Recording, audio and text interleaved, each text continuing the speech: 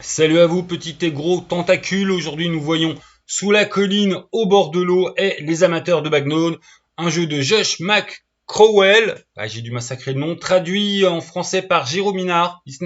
J'ai dû massacrer le nom. Et ça sort chez Leto en septembre. Il y a les précommandes actuellement. Ouais, j'ai eu le PDF. Donc justement, le PDF est à 18 boules.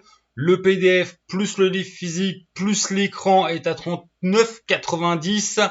Et le PDF et le bouquin, c'est à 34,90 et ça devrait arriver en septembre. Sur l'image de la boutique Leto, l'écran, il semble être à 2 volets. Voilà, c'est un joli dessin de trucs de Hobbit parce que de toute façon, nous sommes dans des histoires de Hobbit. C'est quoi le trip? Eh ben justement, on joue des petits gens, petites gens. Donc Aka, les Hobbits, Aka, on n'a pas eu les droits. Voilà, donc c'est les petites gens.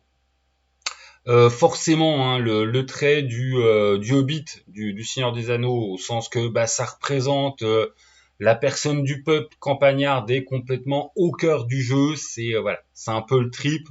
Il y a un ou deux textes qui font bien justement référence. Les petits gens, on doit être genre en fait les gens comme nous et puis les hobbits. Donc c'est assez rigolo. Et l'esprit du jeu, c'est des règles très simples. Et puis on reviendra dessus, hein, les règles, je vais tout développer. Une grosse boîte à outils de cadre, aussi bien pour développer le village de Hobbit que pour développer la région et à l'explorer. Donc sous la colline au bord de l'eau, je pense que c'est le jeu de base et en fait c'est centré sur le village et des histoires de village. Et puis les amateurs de bagnode, c'est donc bah, les amateurs de promenade, c'est sur un petit peu votre région. Voilà, qu'est-ce qu'on peut aller découvrir de rigolo dans le coin. Et puis tout ça dans une ambiance péripétie rurale, bucolique et gentille. Voilà, c'est un des gros aspects du jeu. Hein. On est dans un jeu quand même très signe positive. Et puis voilà, j'ai mis déjà quoi? Ah oui, donc par péripétie rurale, je vais peut-être mettre en exemple la tante machin. En fait, c'est vraiment être des non-aventures. Hein. Ton aventure, ça peut être du genre merde les copains, j'ai ma tante qui s'est incrustée à la maison. C'est une vieille chieuse finie bigote qui en plus a décidé que je faisais honte à la famille parce que je commençais à être vieux et pas marié. Donc faut vraiment m'aider pour la foutre dehors ou oups, je suis papa mais je suis pas marié, la tata elle va me tuer. Enfin, c'est le genre d'aventure. Hein, si c'est pas les élections du, voilà, truquer les élections du prix de cochon. Et encore, truquer les élections, là on est vraiment dans de l'aventure dark pour sous la colline. Là, on est vraiment dans des trucs positifs. Par exemple, il y a un petit passage qui va t'expliquer si vous décidez d'intégrer le meurtre dans votre partie, bon, faites ce que vous voulez, mais vous sortez de l'esprit du jeu. Voilà, hein, on est dans ce genre-là. Ce qui veut pas dire que ton perso peut pas mourir d'un accident ou d'une noyade. Ça, c'est possible. Mais voilà, aller tuer volontairement son prochain, c'est pas du tout dans l'esprit du jeu. On n'est pas là-dedans. Hein. On est vraiment dans régler des embrouilles au quotidien ou voilà. On va redévelopper un peu tout ça. C'est quoi le bouquin? Comment il est composé? Donc bah sa première partie c'est justement sous la colline avec, j'ai mis plein, j'arrive pas à me lire, tu veux vraiment une tête. Donc de toute façon oui. Donc on a la base du jeu, le cœur du jeu sous la colline en première partie. En deuxième partie, on a donc les amateurs de bagnode, de promenade, qui va vous constituer la deuxième partie du bouquin. Et on a deux appendices d'importance variable à la fin. Le premier appendice, c'est à mon sens vraiment pour les puristes, en fait, c'est tous les noms. Ils ont choisi de franciser les noms, ce qui est à mon sens vraiment un bon choix. Mais pour les puristes qui aiment jouer avec le thé et puis très à la Tolkien et qu'on parle bien le Shakespeare, vous avez en fait un recueil de tous les noms qui ont été francisés dans voilà les vraies appellations en anglais, sachant qu'il y a beaucoup de noms que c'est des jeux de mots, bien évidemment. Et le deuxième appendice, qui est à mon sens vraiment extrêmement qualitatif, indispensable, ça va être en fait, si vous voulez, un peu le guide du MJ, au sens l'auteur va vraiment t'inscrire dans c'est quoi l'esprit du jeu avec mais bah, d'habitude en fait c'est un moment qui est chiant hein, dans la plupart des jeux de rôle, le côté aide au MJ et on vous conseille ça comme ambiance, c'est un peu à chier. Et ben là en l'occurrence c'est vraiment de très haute qualité. Hein. L'appendice se titre un jeu de tendresse. C'est vraiment ça, c'est vraiment d'ailleurs je pense extrêmement important à bien saisir.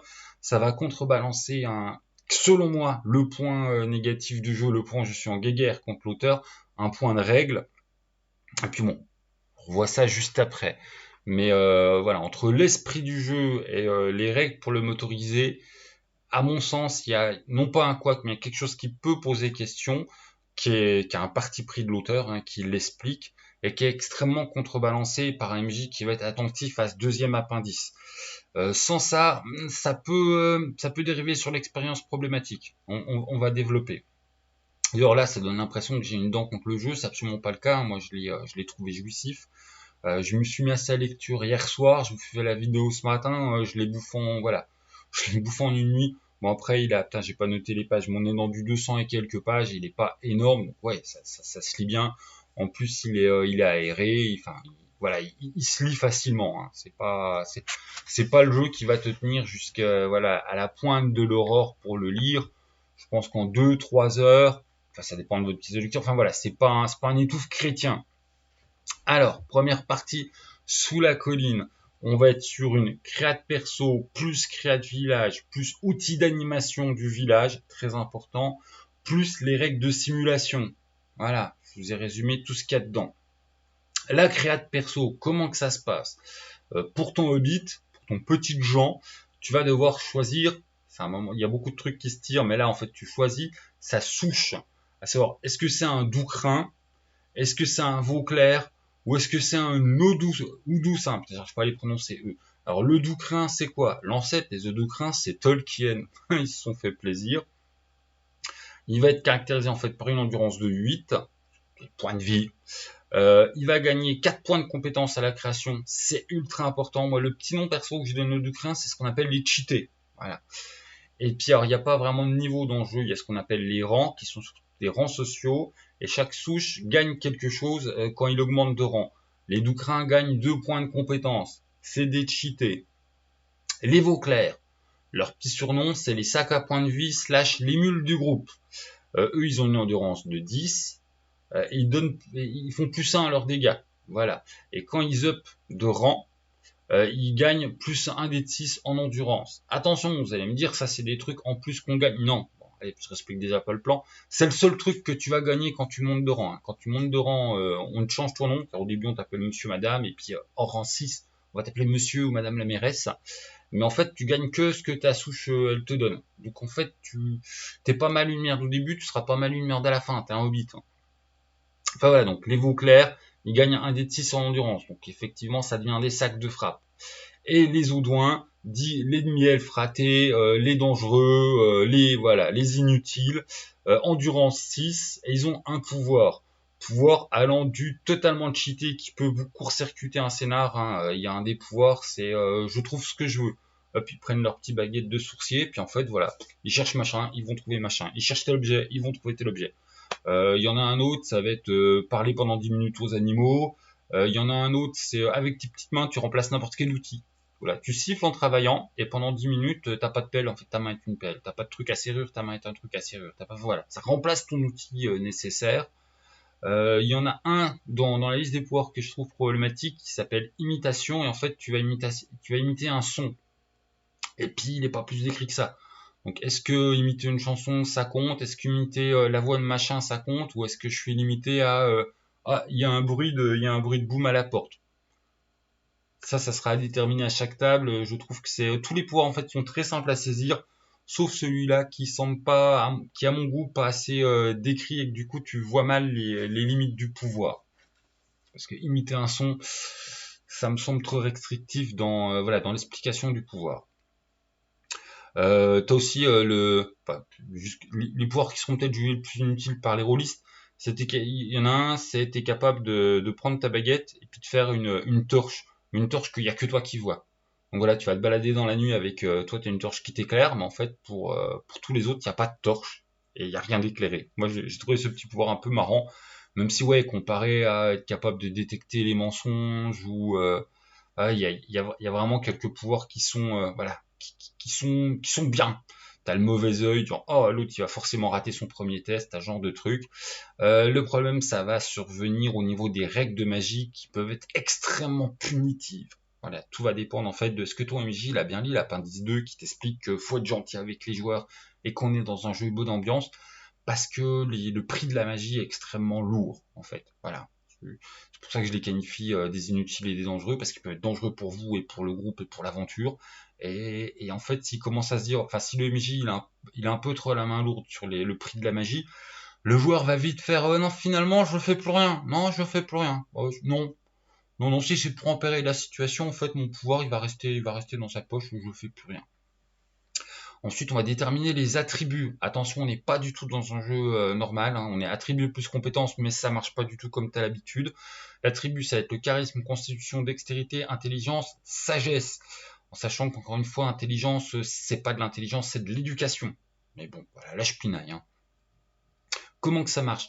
Tu vas jeter un D6 pour chacun des attributs. Si tu fais t'es un teubé, tu vas avoir des règles spéciales pour toi que t'es un teubé. Par contre, tu gagnes un point de chance. Ça, c'est très important. Enfin, t'as plus 1 dans la compétence chance. Si tu fais 2 à 5, t'as rien de particulier. Voilà. Ton attribut a rien de spécial. T'es un normie. Voilà, y a rien qui te dit, ouais, normal. Rien à signaler. Si tu fais 6, t'es un balèze. Et en fait, tu vas avoir automatiquement une compétence liée à ce côté. T'es balèze, tu as charisme. Tu vas avoir charme à 3. Ce qui est bien. Il y a que sagesse qui fait que tu vas avoir le choix de dépenser 2 points de compétence en plus pour, enfin voilà, au lieu que ça soit une compétence spécifique à 3, tu as 2 compétences nature et dressage que voilà, sur ton 1 à 3, sur ton mettre à 2 à 2. Et puis c'est tout. Ouais, si on peut aussi signaler que pour sagesse, en fait, ils ont sorti le vieux mot très peu utilisé d'agreste quand t'es à 6 pour bien faire remarquer que t'as le bon sens rural en fait. Quand t'es pas sage, c'est voilà, t'as le bon sens paysan, le bon sens rural.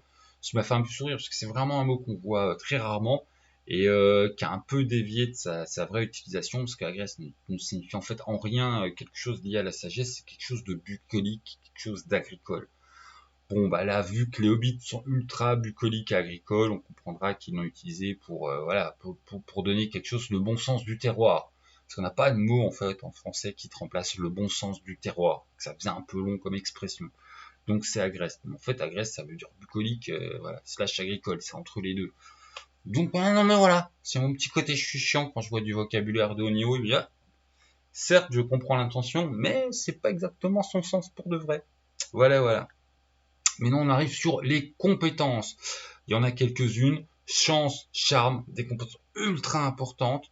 Dressage, éventuellement important. Nature, éventuellement important, surtout quand vous êtes en promenade hors du village. Profession, compétence spéciale, qu'on va revenir dessus. Savoir et subtilité. Attention, subtilité va être à entendre comme un peu discrétion. Voilà, c'est un peu tout ce qui est dextérité et discrétion. Subtiliser un truc en loose dé, ça va être plus subtilité qu'autre chose. Voilà, c'est en ce sens là de subtilité, c'est pas rapports sociaux. Toutes vos compétences commencent à un point et n'en bougeront pas. Voilà, sachant que le système de compétences, ouais, je ne respecte pas le plan, mais ça va être tu jettes un dé de 6, il faut faire égal ou inférieur à ta compétence.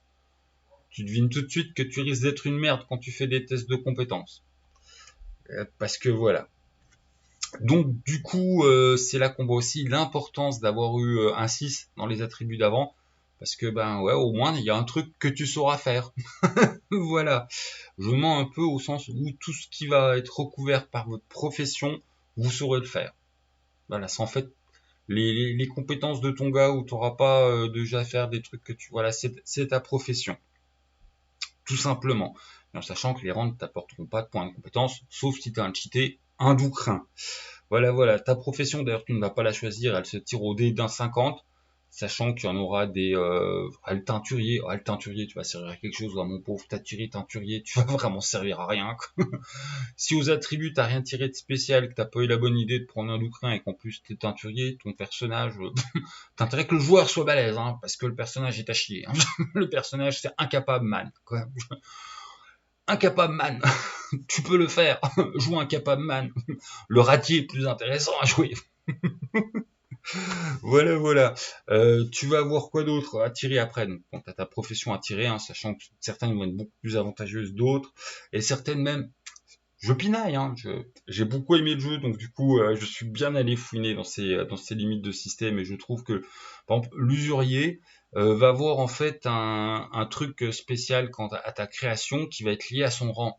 Bah, le problème, c'est que tu crées tout le temps des personnages de rang 1. Donc à quoi ça sert de créer un truc lié à ton rang quand c'est toujours de rang 1 et que t'as pas de règle qui fait qu'en augmentant rang et saison, tu... Voilà, non mais je pinaille, mais bon voilà. Petit point pinaillage.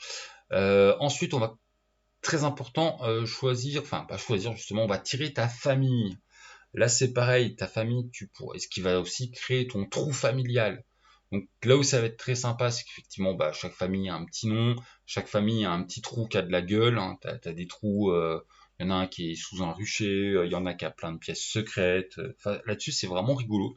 Ça donne vraiment du sel et puis voilà. Par contre, en effet secondaire, effectivement, certaines familles, tu vas voir, oh tiens, super, j'ai un joli gobelet à boire. Quand d'autres, tu vas avoir des trucs un peu cheatés. Genre, oui, moi j'ai la super compétence de savoir nager. Sachant que les hobbits ne savent pas nager, qu'un hobbit qui tombe dans l'eau a de bonnes chances de crever comme une merde. Déjà, tu te prends un dé de 6 en fait de dégâts. Ouais, ouais, donc t'as pas beaucoup de points d'endurance, tu fais un test de chance. Si tu rates, tu reprends un dé de 6 de dégâts. Si t'es encore vivant après ces deux dés de 6 de dégâts, tu atteins la rive. Sinon, t'es mort noyé. Voilà, donc autant vous dire que pour les Odwin, sachant que ta chance, hein, il y a de bonnes chances que ce soit 1 sur 6. Donc t'as 5 chances sur 6 qu'un Odwin se prend une 2 d 6 de dégâts, sachant qu'il a que 6 en endurance. L'ennemi elfe meurt noyé. C'est pas des vrais ennemis elfes. Hein. Voilà, ils sont plus grands que les hobbits normaux, c'est pour ça que j'appelle ça ennemis elfes. En plus, ils ont de la magie. Sans compter que, toi, qu'est-ce que ça donne à un Odwin qui a le bon côté quand ta constitution, le truc à 6, c'est que t'es plus grand que les autres.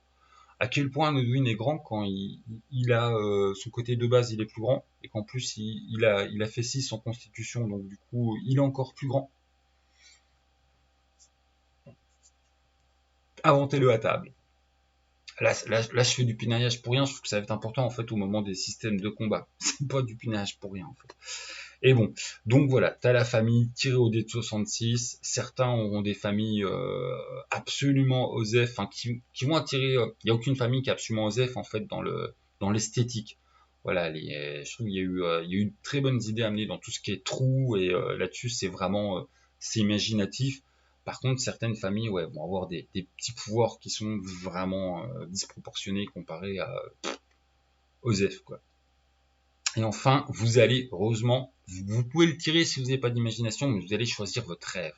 Et ça, c'est super important et c'est méga bien. En clair, c'est votre projet, c'est votre aspiration qui va en plus vous donner des XP quand vous allez réussir à l'accomplir.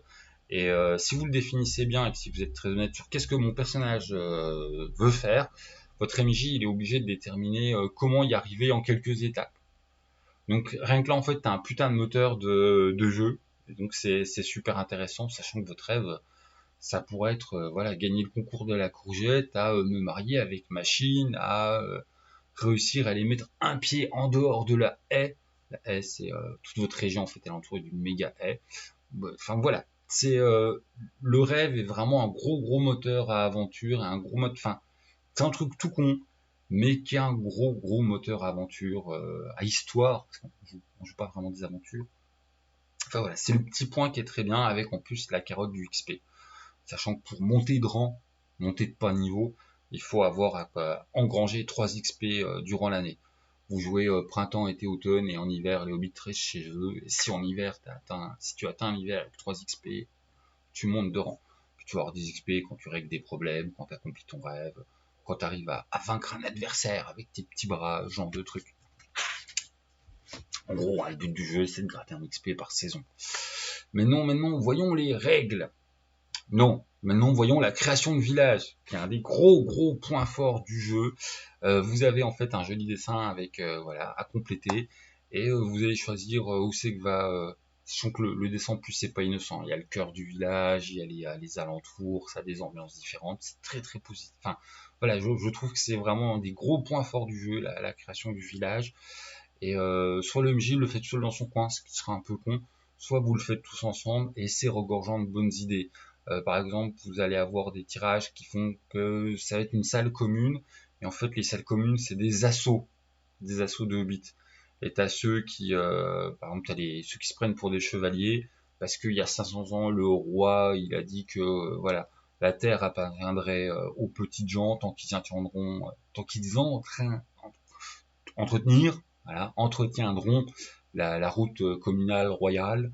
Et donc du coup, bah, les hobbits jouent les chevaliers, sauf que c'est des teubés, quoi. Donc ils sont là sur leur lapin géant ou leur cochon, à jouer au chevalier, puis t'as leur femme qui leur rappelle régulièrement, non, non, mais le truc, il est vieux, caduc, vous faites du jeu de rôle. Voilà, et en fait, vous avez des hobbits qui font du grandeur nature. T'as l'association des vieilles harpies qui surveillent la moralité de tout le monde. T'as l'association des gens qui en ont vraiment rien à carrer et qui, voilà, qui ont fait vraiment une asso, en fait, contre tous les autres assos, parce que vous nous faites chier avec vos trucs. Enfin, c'est vraiment regurgent de bonnes idées, c'est très sympa. Ça peut être des salles de PNJ, ça peut être des tavernes supplémentaires, car chaque village a au minimum une taverne. Enfin voilà, la création du village est vraiment vraiment sympathique et je conseille hautement de faire ça voilà, avec les joueurs pour donner un gros esprit très sympa au village, que ce soit la création des PNJ, que la création des salles communes associativement problématiques chères. Enfin bon voilà, c'est vraiment un gros point fort. J'ai juste noté 4 lignes tellement, enfin je trouve que c'est vraiment un gros point fort. C'est très bien. J'ai trouvé ça mieux en fait que la création de map à voilà, Mutineer 0. Et ce sera la même chose d'ailleurs pour la création de map hors du village. C'est la deuxième partie. Donc voilà, un gros point fort avec un petit peu voilà de co-création joueur MJ. C'est une partie en soi. Je pense que vous allez vous faire plaisir. Ensuite, les règles. Le point où je vais être un peu casse-pied. Donc, les règles. Voyons le point 1, les compétences. Comment que ça marche? Bon, comme je vous l'ai dit, hein, vous avez des compétences généralement 1, sauf si vous avez eu de la chance au moment de tirer les attributs et que vous avez fait un 6 dans un de vos attributs, vous allez avoir une compétence à 3, ou que si vous avez tellement été malchanceux que vous avez eu des 1 et que du coup votre chance à ton premier 1, voilà, t'as un malus, mais du coup ta chance à 2, à ton deuxième 1, t'as encore un malus, t'as vraiment pas de chance, toi, mais du coup en fait ta chance à 3, etc. Sachant que chance, c'est un peu super important. Enfin, c'est une compétence qu'elle est bien. C'est un peu comme charme, c'est une compétence, charme va te régler, c'est le point 4, on se calme, Benoît. Donc voilà, là, tes compétences, t'as de bonnes chances d'avoir que des compétences à 1. Donc voilà, quand tu testes ta compétence, tu rates. Bon, soyons honnêtes, le jeu va prévoir 4 cas de figure. Le cas 1, en fait, c'est tu as les outils qu'il faut pour accomplir ton truc. Tu as tout le temps qu'il faut pour accomplir ce que tu veux faire. C'est pas un truc complètement débile qu'un bit peut absolument pas le faire. Et point 3, très important, hein, c'est dans les règles, ça n'a pas d'importance pour l'histoire. Donc le MJ te dit que tu réussis. Seulement, soyons honnêtes, hein, à mon sens, le problème c'est ça. Ça n'a pas d'importance pour l'histoire. Voilà. Ce qui fait qu'en fait, dès que vous allez avoir quelque chose qui est important pour l'histoire, si tu respectes stricto sensus les règles, tu dois faire un jet de compétences. Et si tu dois faire un jet de compétences, tu as de grandes chances de te merder. Voilà. En sachant que si vous êtes aidé, si les copains vous aident et que vous faites pas un truc tout seul, vous avez un jet de dés avantagé. 2d6, vous gardez le meilleur. Bah, disons, quand quand ta compétence c'est 1, 2d6 c'est mieux que 1, mais t'as quand même beaucoup de chances de chier tout ce que tu fais. Voilà. Il y a une note d'intention de l'auteur. Il y a aussi la règle de chant qui fait que quand un autre joueur va te faire une chanson d'encouragement, tu vas avoir deux effets de chanson qui sont possibles. Soit tu regagnes un peu de points de vie, ça s'appelle pas de points de vie, mais on s'en fout. Soit en fait, tu vas être avantagé pour ce test, en sachant que tu peux utiliser cette règle qu'une fois par saison. Enfin, voilà, tu auras le droit à une chanson d'encouragement et puis une chanson pour guérir. Là-dessus, c'est pareil, ça va pouvoir être ambigu parce que, enfin, la phrase, elle te dit oui que les euh, les petits gens ont le droit d'avoir un effet d'une chanson une seule fois par saison. Mais alors, est-ce que du coup, des chansons différentes, ça marche? Est-ce que si c'est chanté par un autre copain, ça marche? Parce que du coup, ça change beaucoup.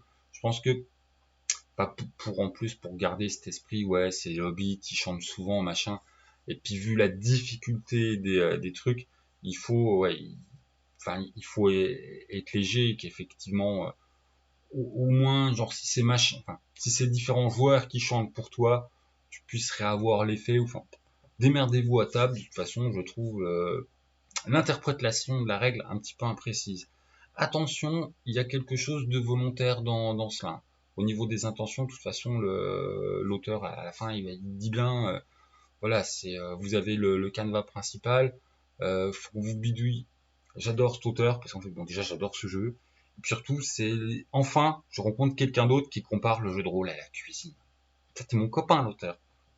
Il dit que voilà, lui, il t'a donné sa recette principale, machin, et qu'après, bah, il faut faire à tes goûts, hein. Il faut assaisonner pour toi et tes joueurs, il faut bidouiller, il faut, voilà, incorporer des règles. Il prend l'exemple de la lycanthropie, il n'y a pas de règles sur la lycanthropie, il n'y a même pas de loup-garou dans le jeu, mais si tu veux en mettre, bah, tu vas piocher à droite ou à gauche, ce qui t'intéresse dans les autres jeux de rôle, il y en a plein, ce qui crée ton truc. Et il a parfaitement raison. Donc voilà, lui il dit clairement, hein, il y a une intention, je pense qu'on l'a souvent fait remonter, hein, comment dire, voilà, les trucs sont trop durs. C'est à peu près comme ça qu'il intitule, hein, en dessous de la présentation des règles de compétences. Il dit c'est fait exprès, en fait, c'est fait pour que les joueurs aillent au maximum rechercher des bonnes idées pour réussir sans avoir à tester les compétences. Et bah oui, seulement les règles que tu as posées, voilà, 1, j'ai les bons outils, 2, j'ai tout mon temps, 3, ça n'a pas d'impact sur l'histoire. C'est pas important pour l'histoire. Bah du coup un MJ qui fait pas assez gaffe, c'est pas important pour l'histoire, ça vient vite. Et en fait, si on applique stricto sensus les règles du jeu, et ben l'intention de dire que il réfère à Lamentation of Fallen Princess en disant c'est très volontaire d'avoir un corpus de réussite de compétences excessivement punitif, hein. C'est parce que t'as de bonnes chances d'avoir un en fait cet score de compétences, hein, et que ça bouge pas, sauf si t'as un cheaté d'ursin. Et donc du coup c'est fait exprès en fait pour que les joueurs aient plein de bonnes idées. Mais ta seule manière pour des joueurs d'augmenter en fait, c'est qu'on chante pour eux, et ça marchera pas éternellement, ou qu'on soit à plusieurs à faire un truc. Ce qui est bien dans l'esprit Hobbit. Mais avoir 2 d 6 pour avoir une action que j'ai qu'une chance sur 6 de réussir, c'est pas ouf. Et que si en fait j'ai plein de bonnes idées, j'ai pas de règle qui me dit voilà, quand mes joueurs ils ont une très bonne idée, ils ont un +1 à la compétence. C'est un petit truc qui manque selon moi. Donc ça tombe bien, l'auteur il dit qu'on fait à sa sauce. Mais voilà, moi j'appliquerai clairement les joueurs amènent une très bonne idée, même si ça contredit la règle numéro 3 des réussites automatiques, à savoir que ça n'a pas d'impact pour l'histoire. Voilà, ils ont un +1 à leur score, voire un +2 si c'est vraiment une idée géniale. Et là, ils s'y mettent à plusieurs, et donc du coup, ils ont 2 dés de 6 pour faire 3 ou moins. Voilà, statistiquement, on est quand même qu'à 50% de chance, hein. Alors qu'ils ont eu des super bonnes idées. Il faut bien comprendre que dans l'intention de l'auteur, en fait, le petit point 3 du réussite automatique, si tu comprends les intentions qu'il te décrit, en fait, on s'en fout. Voilà, ces joueurs ont vraiment une très très bonne idée. Ça marche. Voilà. En tout cas, moi, c'est comme ça que je comprends les intentions de l'auteur, parce qu'il se réfère à Lamentation of Flame Princess, et quand tu vois les intentions, en fait, de la mécanique de Lamentation of Flame Princess, ok, c'est fait pour que les joueurs se creusent le ciboulot, mais c'est fait pour que les joueurs se creusent le ciboulot et aient plein de chances de se rater. Ça fait partie, en fait, de la sensation et de l'esprit de ce jeu méga punitif OSR, alors que tout ce qui me décrit les intentions et l'esprit de ce jeu, c'est plutôt, je cite, plein de tendresse. Donc plein de tendresse et punitif, pour moi, à mes yeux, ça va pas ensemble.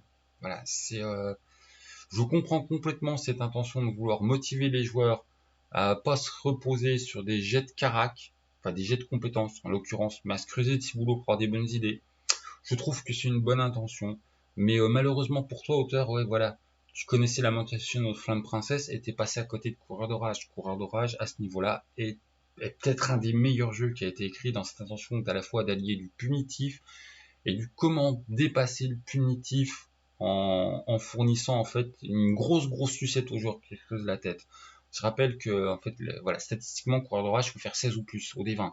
Ce qui est hardcore, hein, statistiquement. Par contre, tu as le droit à un avantage quand tu as une très bonne description de l'action. Et puis tu peux gratter aussi un avantage si tu as une très très bonne idée. Ce qui fait en fait, tu grattes vite de l'avantage en fait. Coureur d'Orage, c'est fait exprès pour aller dans ce sens-là. Ce qui me semble en fait l'intention vraiment à la base de, voilà, quand tu lis le texte d'intention du pourquoi ça a été dur et punitif en termes de statistiques d'échecs. 1 sur 6. Et ouais, ça me semble en fait, c'est tout le mal que j'ai à en dire de jeu. Ça me semble, je suis pas d'accord avec l'utilisation des compétences qui sont, à mon sens, trop hardcore. Alors pareil, donc t'as le champ qui peut augmenter ton 2d6, t'as le fait d'avoir des beaux habits. Voilà, chez les hobbits petits gens, l'habit fait le moine, et quand t'as des beaux habits, en fait t'as le droit de relancer un truc qui a été raté. Donc tu bousilles tes beaux habits dans la circonstance. Genre des beaux habits dans un truc de charme, tu t'es mis du vin, tes bons habits de randonneur, voilà, t'as le droit de refaire ton test de nature, mais en fait, voilà, t'as déchiré tes habits dans les ronces, tout ça se comprend, puis ça entretient ce délire du le hobbit, voilà, l'apparence fait le moine. Donc quelque part, même si bah, ludiquement ça se défend, c'est totalement réaliste et débile, mais en fait ludiquement, par rapport à l'esprit du jeu, bah, c'est très très bien trouvé. Donc bah, la première fois que j'ai lu cette phrase, je me suis dit, c'est quoi cette histoire d'habits à la con? Mais en fait non, c'est génial, enfin, on est parfaitement dans le goût du jeu, donc de la très bonne règle. Donc voilà, vous ferez ce que vous voudrez, je vais pas dire. Non, parce que je pense que je suis capable de partir une demi-heure là-dessus. Hein. C'est le point qui me casse les pieds profondément dans le jeu, des compétences ultra punitives qui fait que vos joueurs vont jouer des d'oursins. Il n'y a aucun intérêt, quoi. Tu prends un sac à points de vie pour qu'on rencontre des trucs une fois tous les 2 ans.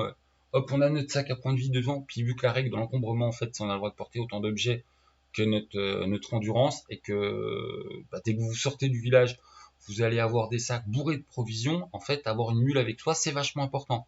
Ta mule, voilà, c'est celui du groupe qui se sacrifie à jouer le personnage inutile sauf qu'il a point de points d'endurance. Voilà, le sac à points de vie, l'anti-noyade avec ses règles de jeu. Enfin bon. Parce que sinon tout le monde va vouloir jouer des doucrins, c'est les seuls personnages qui sont pas des incapables, littéralement.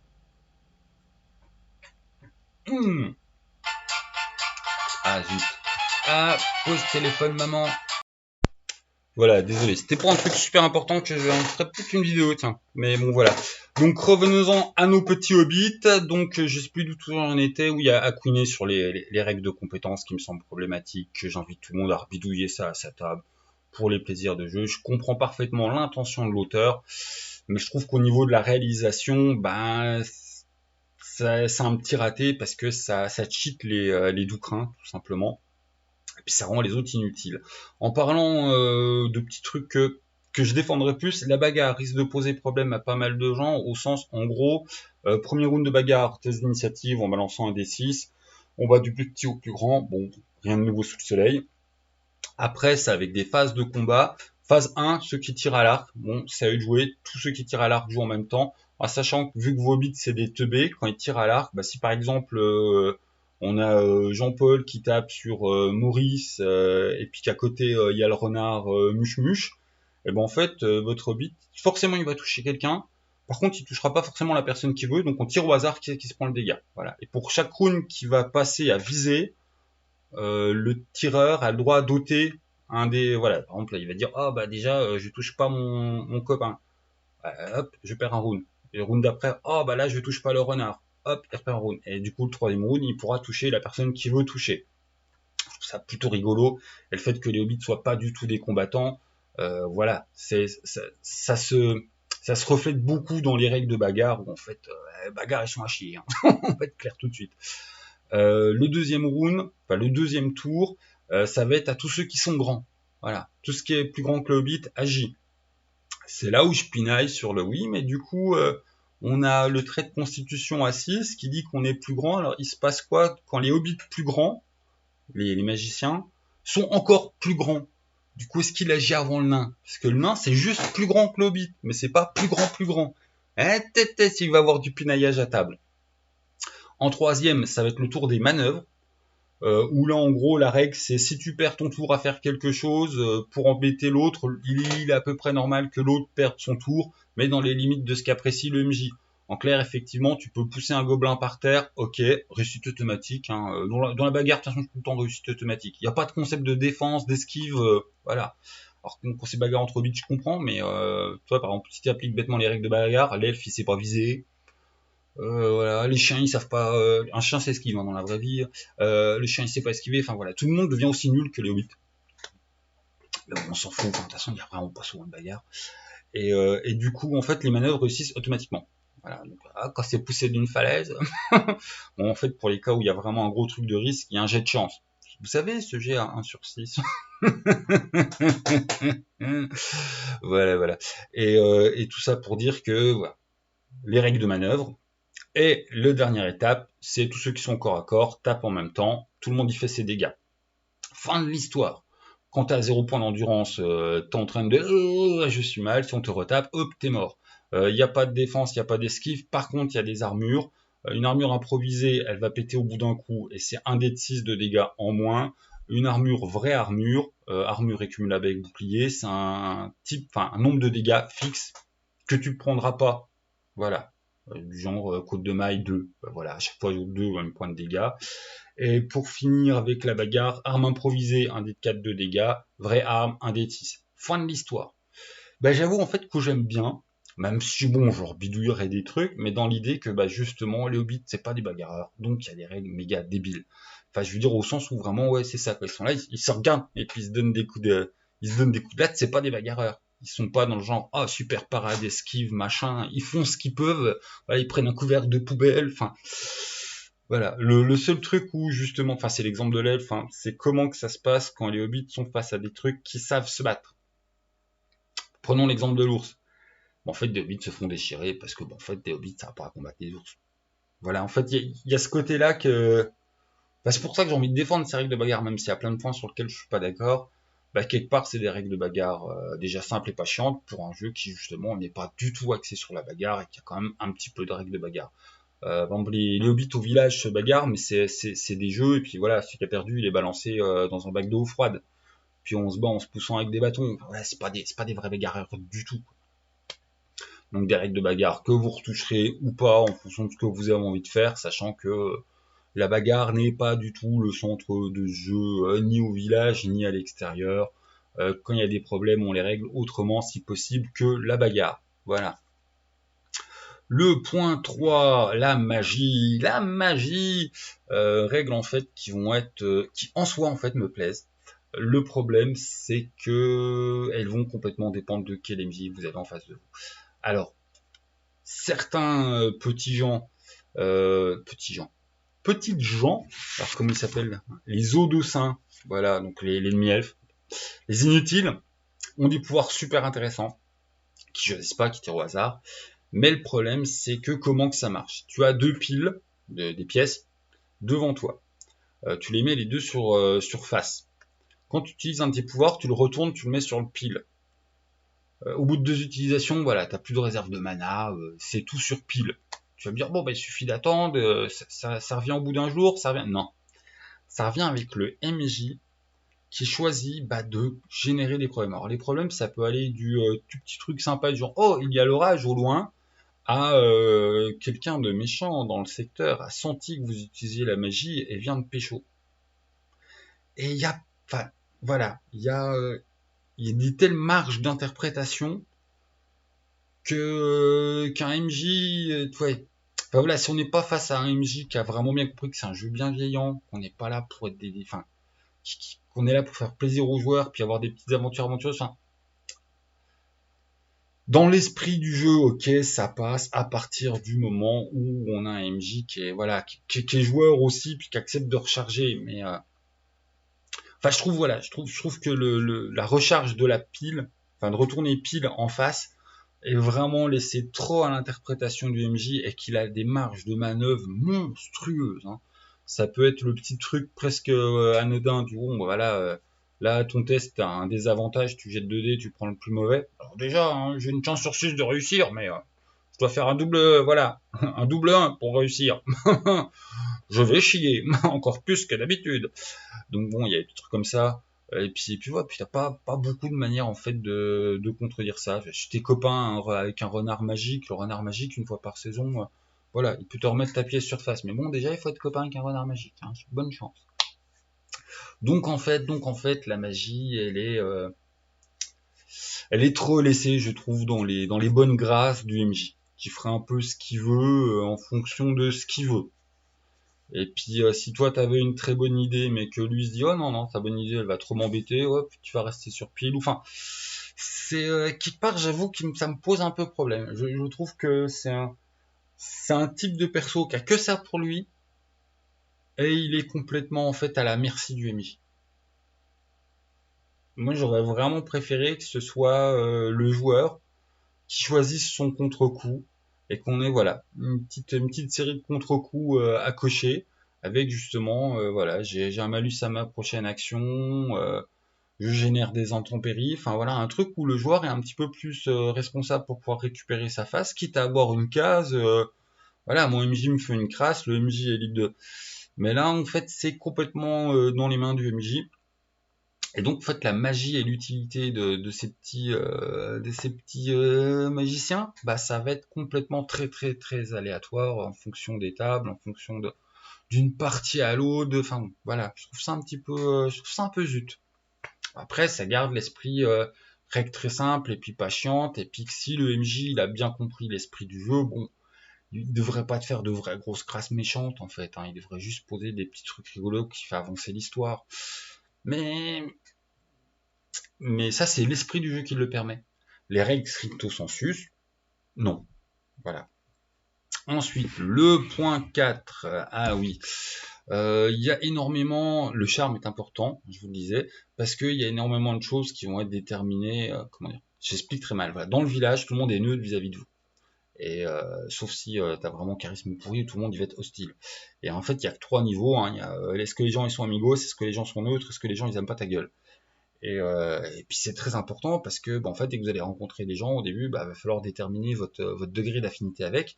Votre degré d'affinité avec, ça va être un test de charme. Donc voilà, si on n'a pas quelqu'un qui est charmant dans le groupe, parce qu'effectivement, quelqu'un il a fait, oh moi je joue un doucrin et puis à charisme j'ai fait 6. J'ai une base de 3 et puis j'ai encore 2 points à distribuer. Ah bah je vais être super charisme man. Tout le monde dans le village va nous aimer. Voilà, groupe chanceux, groupe pas chanceux. Oh, on a tous un comme des quiches. Toutes les interactions avec les PNJ vont être des catastrophes. Voilà. Il va falloir offrir des cadeaux à absolument tout le monde. Enfin bon. Ouais, donc. Bon. Et puis des petites règles sympas sur le banquet et les fêtes. J'ai trouvé les petites règles sur le banquet et les fêtes en fait très rigolotes parce que bah voilà, parce que c'est cool puis c'est parfaitement dans l'esprit du jeu. Après il y a 2-3 autres règles, je vais pas vous faire toutes les règles, on s'en moque. Voilà. Ensuite, on arrive sur la partie, putain, elle est longue cette vidéo. Alors, on a une grosse partie du livre 1 qui est sur Vivre dans la commune. Eh ben, il est super bien fait. Elle est super bien faite. J'ai une top bien. Alors, dedans, en fait, t'as en plus plein de bonnes idées et t'as plein de, le MJ va devoir tirer 2-3 jets qui fait que l'aventure de la saison se construit toute seule. Voilà. Tu jettes un des 20 pour connaître les trucs inquiétants. Bon, bah, je pinaille encore. Sauf le 20, où en fait, ça va être l'anniversaire d'un des PJ, mais il faut réussir à qu'ils se débarrassent de tel ou tel parasite à la maison, machin. Le problème de l'anniversaire tiré au hasard, bah, bah non, en fait, les anniversaires, ils sont cycliques, et en fait, normalement, à la rigueur, peut-être, sur la fiche perso, tu ferais même noter ton jour de naissance. Et ça me fait bizarre de voir un événement, en fait, qui est normalement fixe dans l'année, tiré au hasard. Ouais, je pinaille, hein. Non, mais j'ai beaucoup aimé le jeu, donc je suis vraiment allé fouiner à la virgule près du machin du cherche-merde. Et voilà. Mais en fait, c'est voilà. Le truc inquiétant va vous donner la grosse menace à l'échelle de Hobbit, hein, donc menace, hein, voilà, de fond, truc qui pèse. Ensuite, on a l'événement, voilà, l'événement un petit peu plus important. Après, on a le problème perso, très très bon. Puis après, on a le petit événement de village. Et à ça, vous avez rajouté effectivement que vous devez, donc on a déjà truc inquiétant, événement, problème perso, événement village, et vous rajoutez l'accomplissement de vos rêves. Et là, voilà, c'est ce qui se passe dans la saison. Donc avec ça, votre scénario se construit tout seul. Et c'est là que ce jeu est génial. C'est un cadre tout choupi-mimi, mais avec quand même 2-3 petits trucs un peu dégueux, du genre comment les clodos, c'est le terme qui est utilisé, clochard, enfin bon, sont utilisés dans le jeu. Hein, on est vraiment le clochard, il pue, il est feignant, il est alcoolique, et en plus il est voleur. Ouais, ouais.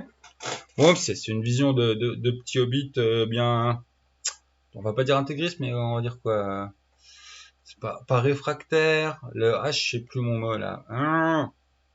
Pause, que je retrouve mon vocabulaire. Voilà, le hobbit est réac.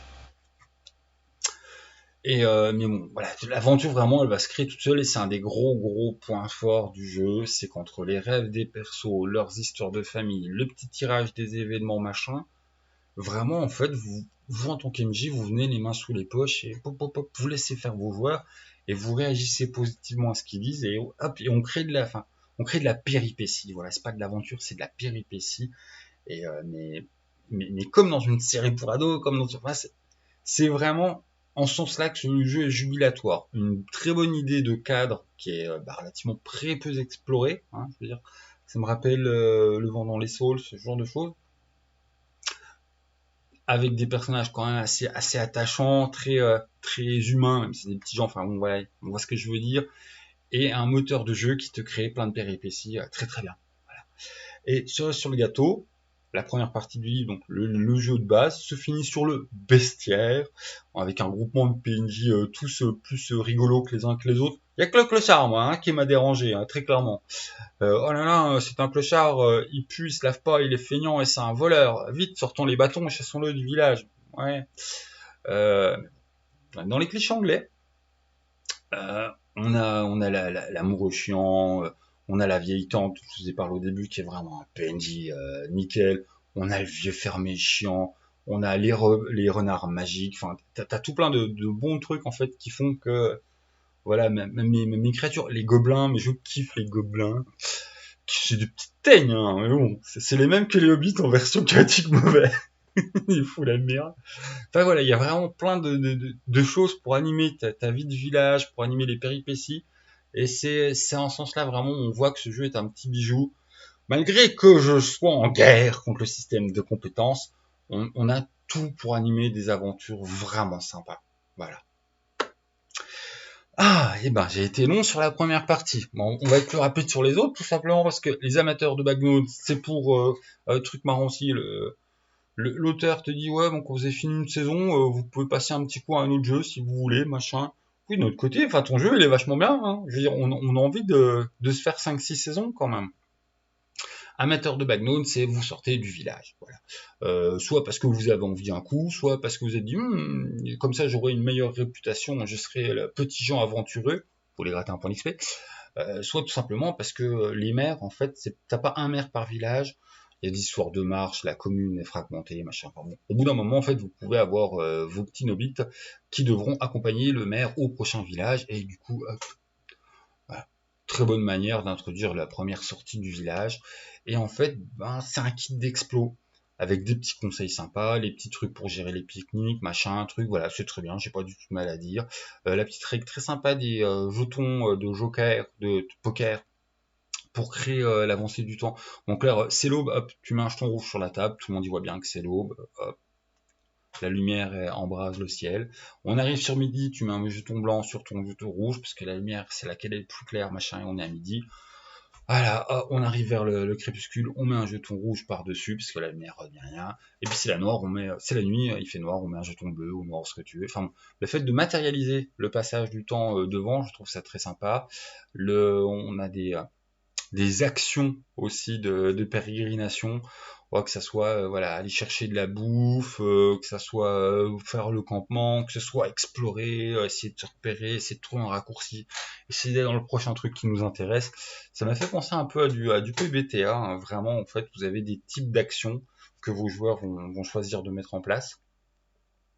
Mais le cœur du truc, là où c'est génial, c'est que vous allez créer une carte avec eux, et que surtout, vous avez plein de lieux, 20 de mémoire, qui vous sont donnés, qui sont tous des réussites. Voilà. Il n'y en a pas un qui m'a fait tirer la gueule. Il y en a qui m'ont fait sauter le plafond, il y en a qui m'ont fait sourire, mais vraiment, voilà, des petits lieux de pérégrination qui fait que, après, voilà, hein, c'est autour de votre village, donc quand vous aurez tout découvert, il n'y a pas de magie qui fait que le tour de votre village, ça va se transformer, mais vous allez pouvoir aller découvrir plein de petits coins sympas, avoir chaque coin est sujet à une propre mini-aventure, parce qu'en fait il y a du PNJ à rencontrer, il y a des interactions à voir, enfin c'est vraiment le gros point fort qu'aurait pu faire que amateur de backnote se limite à oui bon on fait une carte ensemble c'est sympa mais bon voilà ça a déjà été vu dans d'autres jeux, il a donné les petits voilà le petit sel qui fait qu'après en plus le MJ va avoir la main pour lui-même créer des lieux très sympas. T'as voilà tout un petit paquet de lieux super sympathiques à donner, à découvrir à tes joueurs pour vraiment voilà pour avoir un bon plaisir, un bon goût de c'est quoi cette ambiance de pas très très loin des trous à Hobbit et voilà c'est vraiment le gros plus. Ça prend d'ailleurs beaucoup de place dans cette description de lieu dans cette deuxième partie, dans cet amateur de Backnode, mais c'est vraiment le gros point fort. Hein. C'est que c'est pas seulement voilà, sortez de votre village, on a des règles pour aller de A à B, on en fait plein de trucs pour voilà mettre de A à B. Et ça c'est vraiment gros point fort. Hein. J'insiste, mais ça m'a vraiment C'est très bien, voilà, c'est très très bien, j'ai rien de... C'est très bien, vous pouvez aller en toute confiance. Parce que j'ai rien oublié, ouais, comment créer la carte, l'exploration, le plus bien, ouais, je crois que tout le monde il a compris, les règles de jetons, voilà, je vous ai dit l'important. Les bonus experience, on a fait très très brièvement, juste quand j'avais fini en fait la première partie, une petite mini aventure d'1 heure, voilà, après le miam pendant la digestion, et c'était vraiment sympa. Et en fait, c'est un très bon jeu pour jouer un MJ un joueur. Voilà, bon, c'est con, hein, mais voilà, mais le petit testing qui m'a complètement comblé dans l'idée que les compétences vraiment c'est chiant. Ouais, c'était avec Mortier et nous, voilà, on a pris du bon temps, voilà, c'est une bonne expérience. Et je trouve que, enfin, je fais souvent des petits testings comme ça à la maison, hein, mais là, du coup, c'était au-delà du testing juste de règles, c'était vraiment du bon temps parce que c'est un cadre bucolique. En plus, je suis à la campagne, enfin, on était bien. Une très bonne expérience en 1 pour 1, un joueur AMJ très très bon. Bon, on s'en fout. Les appendices, le jeu va compléter 2 appendices à part en plus des fiches de perso et puis fiches du village à compléter tout ça. Tu vas voir l'appendice 1 pour ceux qui aiment jouer à la Shakespeare. On reprend, je crois que je l'ai déjà dit, hein, tous les noms vraiment, les vrais noms anglais avec les jeux de mots anglais machin. Et puis l'appendice 2 qui est un petit bijou. Voilà, les merveilleux conseils d'ambiance où voilà, on va être dans les comparaisons de cuisine machin. Oui, cet auteur il est bien. Et puis vraiment non, il arrive à te communiquer l'esprit de son jeu. Voilà, donc très bien. Je resterai en tête de l'art sur les compétences me posent problème parce qu'elles sont statistiquement beaucoup trop punitives et que si on applique stricto sensus les règles, il doit avoir un test de compétences à chaque fois, sauf si c'est un test de profession, mais à chaque fois en fait que c'est important pour l'histoire et beaucoup trop souvent et que c'est soit vous en avez un qui est cheaté pour les compétences, soit ouais on s'y met à plusieurs, on a 2d6 pour faire un. Bonjour, on est des échecs men. Voilà. Mais surtout, enfin, il me semble que si j'ai bien compris l'esprit du jeu, c'est quand vos joueurs ils ont d'assez bonnes idées, machin, vous faites pas de test, ils réussissent. C'est peut-être moi qui surlis, mais par rapport à tous les conseils de vraiment comment faire un jeu qui soit happy, faut que j'arrête de mettre des anglicismes, un jeu qui est agréable. Voilà. On est là pour prendre du bon temps tous ensemble, dans des aventures bien rurales, rigolo, en mobilisant quelques clichés qu'on a sur la ruralité, ce que c'est aussi fait pour, aussi bien le bon sens rural que l'enfermement rural, parce qu'ils sont tous à 2 doigts d'être des petits racistes, hein, quand même. Genre, t'es du village d'à côté, t'es déjà un bizarre et un différent. Et bon, ils aiment pas trop quand même les étrangers, hein. Voilà, quand même. C'est des hobbits. Et puis voilà, bon, presque 1 heure. En conclu, c'est un très très bon jeu. Moi, j'ai vraiment kiffé. Et puis voilà, très très bon jeu. Et puis même au niveau, bon, j'ai gueulé hein, sur comment marchent les compétences, mais même pour ça, de toute façon, l'auteur te dit lui-même, fais à ta sauce. Hein. Je pense que l'auteur, on en discuterait, il me dirait, oui, bon, bah ok, pour toi, c'est trop chiant. Mets des points de compétences en plus à la créa si tu veux. Démerde-toi, prends plaisir, t'as compris l'esprit. L'esprit, c'est de vivre une aventure sympa avec ses copains réels dans un monde imaginaire virtuel. Voilà. Ah, c'est un jeu qui utilise beaucoup le hors-jeu, à savoir, il y a des PNJ dont leur pouvoir, par exemple, c'est d'écouter ce que disent les joueurs à la table. Même au moment où vous faites du genre, oh, bon, on va faire la pause sandwich. Vos joueurs continuent à parler du jeu, tu as le droit d'écouter toi MJ pour utiliser ça en jeu. Ça, c'est un truc qui va donner des crises cardiaques à certains. Hein. Le fait que quand vous gagnez voilà le pouvoir des chants, c'est pas ton personnage chante dans le monde imaginaire. C'est toi joueur, tu dois chanter à table pour qu'il y ait le bonus dans le monde imaginaire. Des petits trucs comme ça. Moi je trouve ça plutôt rigolo puis surtout c'est bien fait. Voilà, on va pas te demander de faire des saltos autour de la table. Et puis voilà, ça met l'ambiance. Voilà, ça met l'ambiance. Il y a même aussi une règle pour acheter toi MJ en allant lui chercher de la bière artisanale. Un jeu d'alcoolique, ça. Hein. Enfin bon, voilà, il est vraiment dans cette époque de recherche de jeux feel good.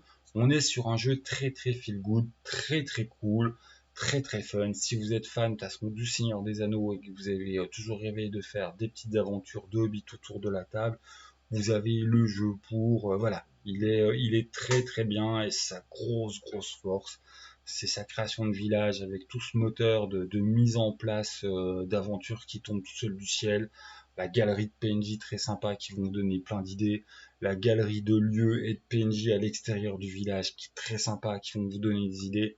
Voilà. Sa grande force, c'est son ambiance, et puis tout le matériel qui va être amené au MJ pour lui simplifier la vie, et puis créer vite de la non-aventure très sympa qui va laisser de bons souvenirs et de bonnes. C'est fait pour garder de bons souvenirs et de bonnes poilades à table. Hein, voilà, donc c'est un jeu. Enfin ouais, moi je suis complètement conquis. Hein. Je gueule sur les règles de compétences, mais je suis complètement conquis. J'en ai mangé, j'en mangerai. Voilà, du très très bon jeu. Je suis voilà. C'est une bonne chose que le Leto les traduit parce que bah, voilà, maintenant on a ça en Molière, pas seulement en Shakespeare. Et c'est un très bon jeu. Voilà, hop, fin de l'histoire. Je vous laisse.